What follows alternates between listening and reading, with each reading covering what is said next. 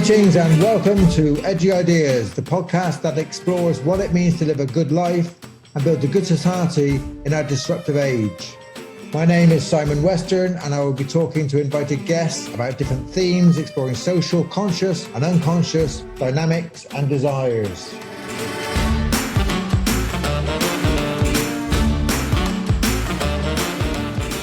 So a very warm welcome to episode 1 of Edgy Ideas.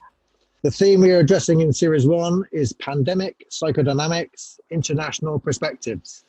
We invite experts, coaches, leaders and academics from around the world to share their thoughts and experiences, exploring the conscious and unconscious dynamics that are playing out in specific regions. We will conclude this podcast by asking how we can live the good life at a time of trauma and how we can create a good society as we exit this pandemic. I'm absolutely delighted to introduce my first guest. His name is Zachary Green, a friend and colleague I met many years ago at a group relations conference. Zachary is a professor of practice in leadership studies at the University of San Diego, United States of America. He's a co-founder of Group Relations International, and he has over 3 decades of experience coaching and consulting to the unconscious and systemic dynamics of global organizations such as the World Bank. So Zachary, very welcome. Very good to meet you. Well, thank you very much, Simon. I'm very glad to be here with you. So pandemic psychodynamics, you're living in the US of A, you're in San Diego. What's your first associations when you think about the psychodynamics of what's happening, Zachary? In the United States, we have an interesting situation. I think it reflects the polarization of the country. On one hand, we have those who really see this as an opportunity to re-examine our values and the way that we live our lives, to recognize our relationship to the planet in terms of the living systems on the planet and our fellow humans on this planet. And then we have almost as powerfully a force where there are, let's say, a xenophobic, reductionistic, and projective process going on, where the wish to blame others, create boundaries, and to really figure out how others can be denigrated for this circumstance dominate the discourse. And this is a sort of a classic splitting that our country is living. And it's difficult to witness it and to also recognize that by living here, I'm participating in it. Yeah, so that splitting, it's like an amplification of what was already there. Is that right? That you had these kind of culture wars going on and these splits with Trump and the other, and it's an amplification of that experience. Is that right? Absolutely, yeah. It's unfortunate that we see those kinds of elements present. Very recently, we've had 2 strong expressions of it. One, there are protests that are going on in some places around the stay-at-home orders, but it's not just protests, but these are armed protests, where the right to bear arms is being practiced and people are standing on the steps of state capitals saying that this is something that violates the liberty of people. And then the president himself put forward an executive order banning immigration, which therefore really puts the focus on those external forces, sort of like naming the coronavirus the Chinese virus as a way of extending this outward to look for where is that projective object. And that is really something that really seeks to demonize, and it continues to be very present in the process right now. Yeah, I mean, it's really interesting, isn't it? The COVID-19 health scare and fear is everywhere, and But you're saying in the US that really there's a secondary kind of equally fearful kind of scenario being played out through this splitting.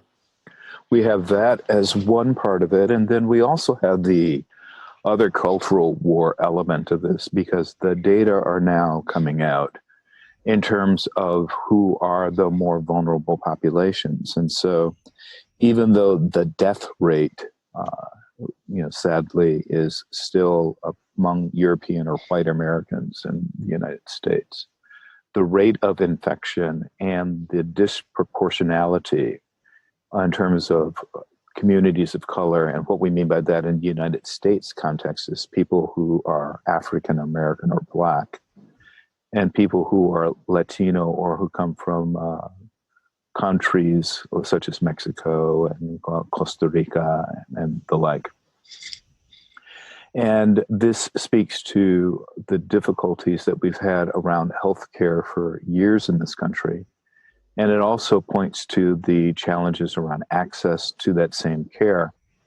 And it therefore exposes how these inequities are enacted, and the projective process is not simply a psychological one, but it has these physiological or medical or health consequences. And the discourse around that is becoming really challenging, because with the blaming and projection on one hand, and the real experience of this, then there's this dance, especially among some right-wing bloggers, of the sort of victim mentality and a naming of victims.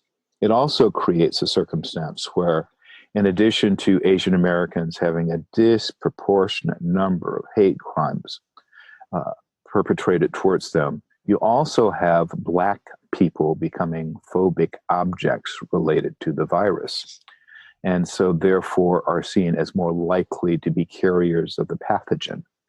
And all of these things are playing out to create a very complex circumstance right now. It sounds very complex. It's interesting to pick up on what you're saying about how this virus is kind of revealing what's been repressed, which is these undercurrents of disadvantage, undercurrents of oppression, undercurrents of racism, and again really amplifying kind of what's there, partially hidden, and now it's like really in your face. Yes, it is in our face. The sort of gallows humor around that is that the irony is that we already knew this, but then to see this played out in this crisis is what is so challenging for many of us who are looking at how these trends are going. Yeah, yeah. And what's happening through the lockdown? I mean, what are you picking up through kind of this scenario of the lockdown? You've mentioned that there's some right-wing kind of libertarians who are using it to protest against it. But how are people kind of living in that space? What's your experience of that? Well, that's another unique part of the character of the United States. We have this balance between states' rights and federal authority. And so in terms of authority, you have this debate going on between the federal, which would be Trump and his administration and his experts when he chooses to use them, and each state and their autonomy in terms of their own policies.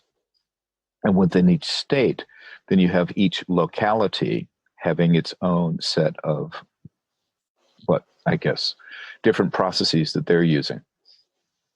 The dynamic tension in terms of where is the boundary of authority in each of these situations is something that is playing out over and over again. The most prominent picture of this is the difference between the response of the president and the response of the governor of New York.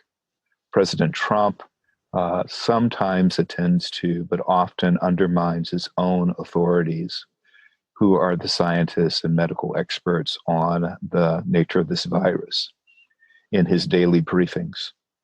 In contrast, we have the Governor Cuomo of New York, and also the governor here out in California, Gavin Newsom, who are attending strongly to the advice of the medical experts, are making decisions that really are seeking to flatten the curve and are operating in ways that they are constantly communicating a consistent message.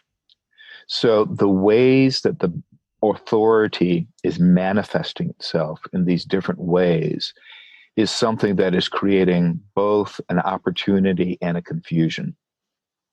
And based on where people are, ironically, on the political spectrum, they tend to attend to the authority that is most aligned with their political ideology. And so what we have here in California is that on a relative population basis, the curve is less intense than other places in the country with smaller populations. And as a consequence of that, it plays out very differently. The degree to which a lockdown is enforced, the degree to which people collectively attend to the stay-at-home orders and things of that sort. So if you look at our state statistics, people are using it blithely, but ironically again, and kind of in a sardonic way, as a competition between the states in terms of their per capita death rates and infection rates. And so it's a really shadowy part of this whole process. Yeah, that is dark. Yes. Yeah, I guess in Europe there's a bit of that playing out between countries competing as to who can win the league of best outcomes or worst outcomes. Yeah, it is quite shadowy. Yeah. Yes. Yeah. And thinking, someone said to me from the US, a colleague, that they said we got a triple whammy here. We got healthcare, wealth care, and Trump. And I thought it was quite a neat way of putting it. That that the real fear and welfare and healthcare, of course, are linked. If you've got a job, you might have health cover if you're lucky. If you have a certain type of job. But with the economic deficit, there must be a huge kind of this kind of economic fear of kind of what you lose through this kind of pandemic. Well, there are two pieces of this in terms of healthcare. Yes, we already knew that this was a problem, and the number of people who are uninsured and therefore do not have direct access to healthcare is a very real issue here. But there's also what I would call wealth care. What I mean by that is that we have this stimulus package of several $billions that was put forward that assures that some parts of the economy will be able to recover from this. But what we also have underneath that are the unemployment figures, which again disproportionately hit communities of color in our country, but also those are people who are already marginally employed, living paycheck to paycheck. And in some places in this country, there are relief programs that allow people to defer their rent payments and things of that sort for the duration of this pandemic. But in other places, people are being evicted from their homes, and there is no protection. And so where the focus on protection is at the larger macroeconomic capitalist level of this process. And those who are the most vulnerable are sometimes left out of it. And another deep part of this is that those people who have been at the forefront of some of the projections in terms of our immigration argument are now seen as essential workers, which means that they are really needed to work in the grocery stores. Pick the crops as they come to harvest time here. But yet at the end of this, we know what's going to happen in terms of the rhetoric. And so this is the sort of cyclical nature of this kind of process that we're in right now. Yeah. And in you're a student of leadership. You've been a student of leadership and authority through your study of group relations and in the workplace. How do you see leadership playing out in the workplace? You've got some big famous names there. You have your Googles and your Facebooks and your Apples. You have these kind of very famous kind of leaders from the U.S. economy. Do you see what do you see from leadership from the work perspective? Oh, what is fascinating about how this is playing out, at least from my perspective, is that you do have people who recognize the economic impact of this, and you also have voices that are attending to this in very compassionate ways in terms of at least presenting the voice of the need to take care of employees, to provide uh, ways that people, if they do become ill with this virus, do not have to uh, dip, dip into their sick leave and things of that sort. So you're seeing those things. The larger leadership piece of this is that there are voices collectively that recognize that some things about our economic interconnectivity is being played out here. And then in that process, then what we're determining is then how do we recognize that there are both opportunities that can be afforded here, but there are also limitations that are being presented in such a way that we can no longer ignore them in terms of the equity, in terms of economics.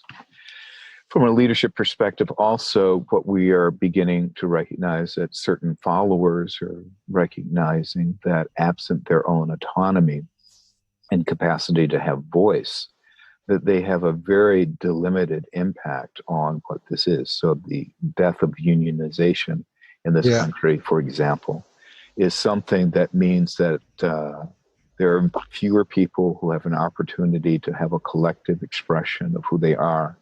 And therefore, the dominance of the economic representation then begins to be the voice, sets the boundary, creates the authority dynamic that we see playing out over and over again. That's the first part of this. The second part of it is that the shift to the gig economy here, the Uber drivers and the like, then that was an element that was sort of providing a safety net. And all of that got wiped out in the last month. Yeah.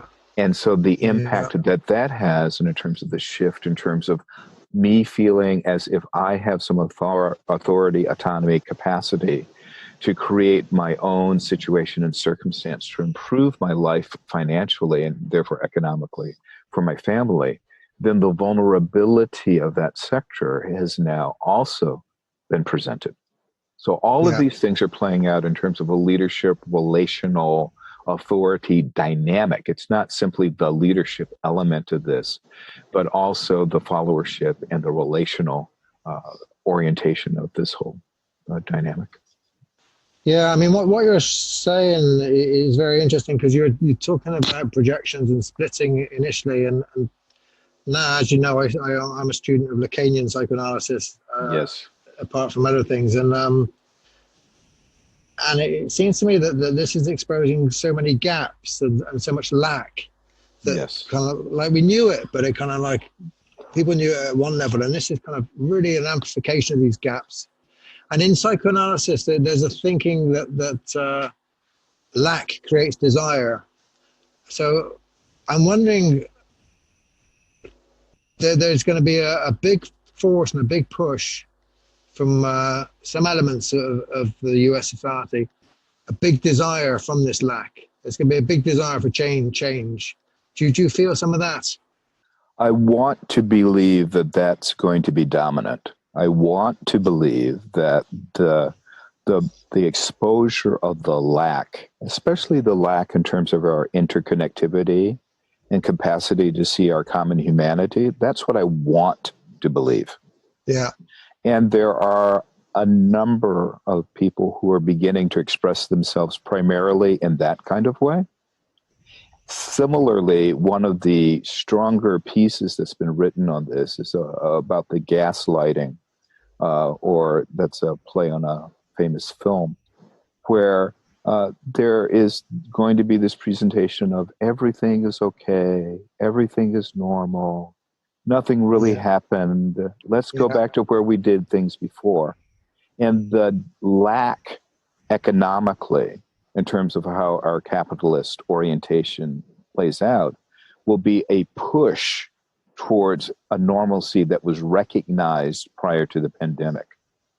The other lack is that of touch, contact, compassion, care, and indeed care for our common home, this planet.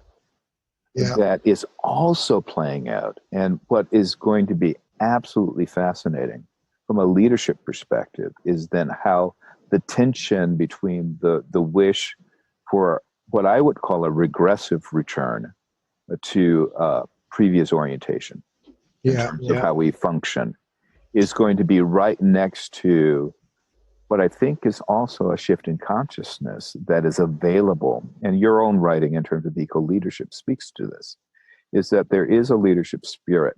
There is an interconnectivity and the desire for that connectedness is very real, very palpable, and also equally denied at the same time.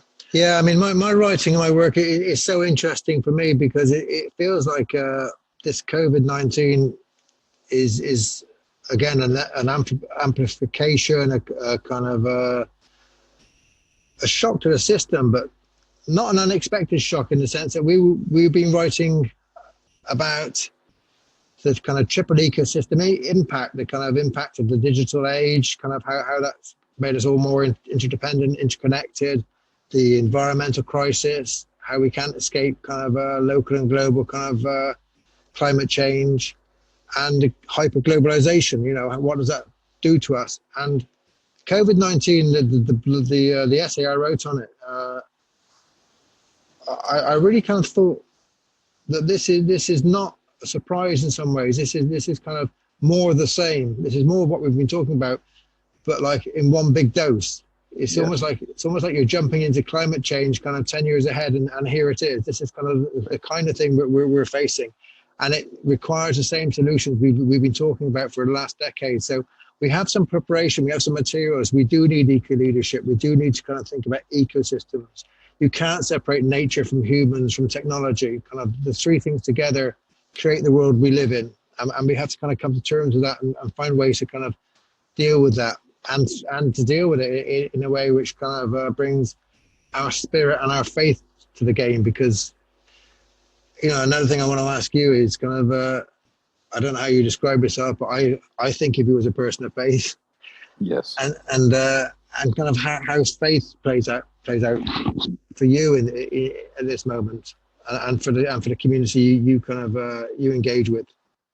I'm happy to speak to that because just as you pointed out how the whole eco-leadership piece of this is really alive and well, and the pandemic is really expressing it, I think there's also something about the inner journey that is also happening. And from a spiritual perspective, I think faith communities in general are recognizing that our ancient practices provide us the potential for some solace in this moment, that the faith allows us to recognize that there are things that are greater than ourselves that present themselves to us from time to time, and that this is not simply a virus. This is really a wake-up call, an opportunity to consider our relationship to the divine differently, and to attend to our relationship to the universe, but the universe specifically in terms of this planet. In terms of my own meditative practice and reflective practices, what I am discovering is there are places anew that I would not have ventured. Often places I don't want to go, to be quite honest. Sure. But then in the excavation, in those explorations, what I am finding in my more private conversations with people who are of a like mind in this kind of spiritual realm.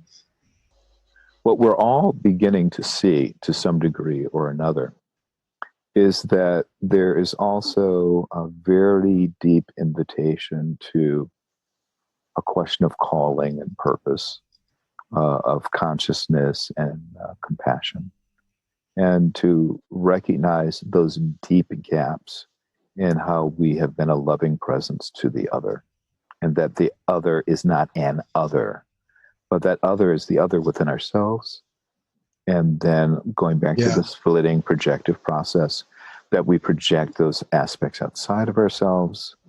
And then what would it mean to reincorporate those, to really recognize that they're parts of ourselves and that they are present in others. And then how do we hold that in ourselves and in others? That's the work. That is what we call the work.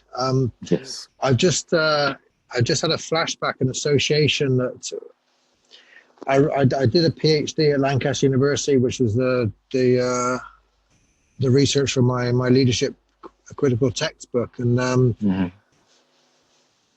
I wrote about the first three discourses: the controller, the therapist, and the Messiah discourse. And then I went to the USA to study.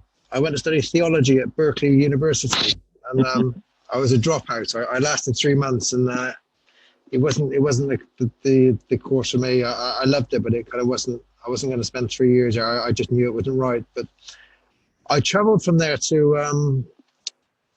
a monastery, to a hermitage, interestingly enough, in California along the Big Sur. Yes. And it was a hugely moving experience to me. And I sat at this hermitage in isolation, which is kind of strange because now we're talking about being in lockdown.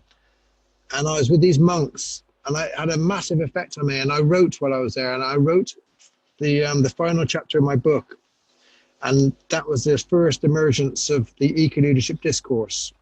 I was sat with monks in isolation in a place of deep faith in the most beautiful part of nature I've ever been, I think. It was just wonderful. I sat on top of a mountain overlooking the Pacific.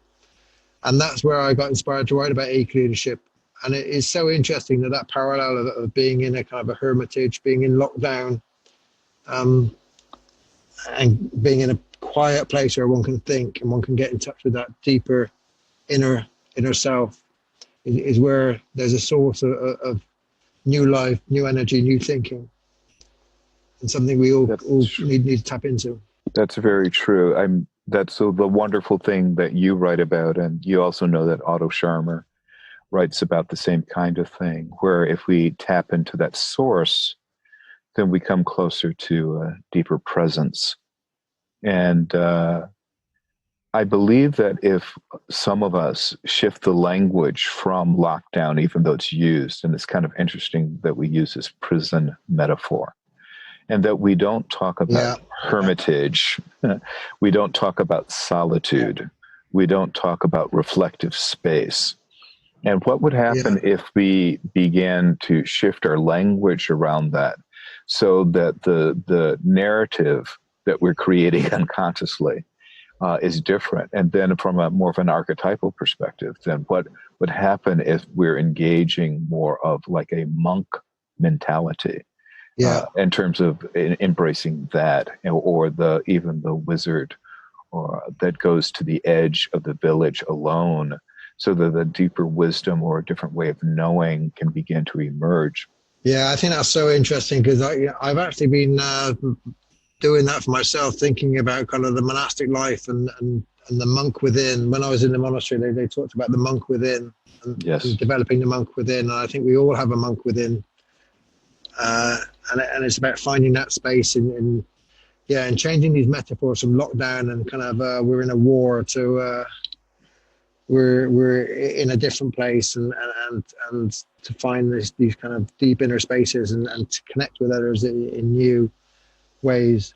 I guess, Zachary, we're drifting into the territory of how to live a good life and how to create a good society.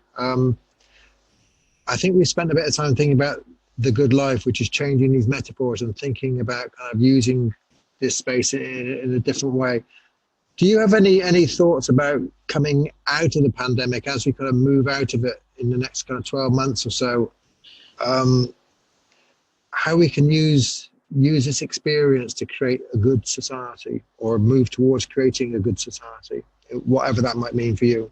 I really appreciate you asking this question, because the paper I wrote on mapping the contagions, developmental response, is exactly that, is that we don't know how we're going to get out of this, but there is the potential of an emergence, and that emergence comes with the capacity to enjoin, I do really want to use that word, our resilience, our ability to recognize that there is a collective level of a trauma, because this is an experience that's disproportionate to any of most of our lived experiences, people who lived through World War II, but I'm talking about at a global level. Yeah. That there's the collective element. And so the first part of living into the next phase of what the world is to become is to figure out ways that we can each embrace our own resilience and also help build the capacity for resilience in other people. Yeah. To help us each discover those practices and capacities that are already within us, but may have lay dormant because we were so in this frenetic, quasi-manic way of being, many of us, at least in Western context, no pun intended. And to really work with those aspects of it. So that's one aspect of it. The second part of it is that there is research that's already beginning to show, there's a wonderful Harvard Business Review about building resilient teams that came out. And what they speak to is that asking ourselves the question, and what I mean by asking ourselves the question is to get into the deeper why of us, each individually. And then to not only deal with the why of us, but also to deal with the capacity for compassion for that which is us, but is expressed in another person with greater understanding and a true wish to find those places and spaces of interconnection, of intersectionality. Yeah. And to build those bridges of connectedness that you've written about with each other. Yeah, that's a very rich note to end on. Zachary, it's been an absolute delight talking to you. I love the mashup of psychoanalysis, faith, critical theory, leadership, group relations. It all comes together. Beauty. It does. And I really appreciate the quality of that journey with you. It really speaks to the range of ways that we can speak to this complexity, but find our way. And that's what this is about, finding our way. That's good. You go well. Love to the family. Take care. Okay, thanks. Okay, bye now. Bye now.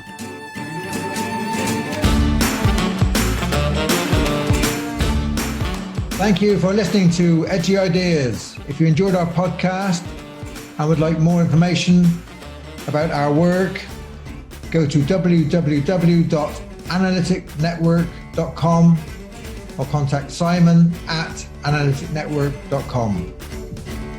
Thank you for listening.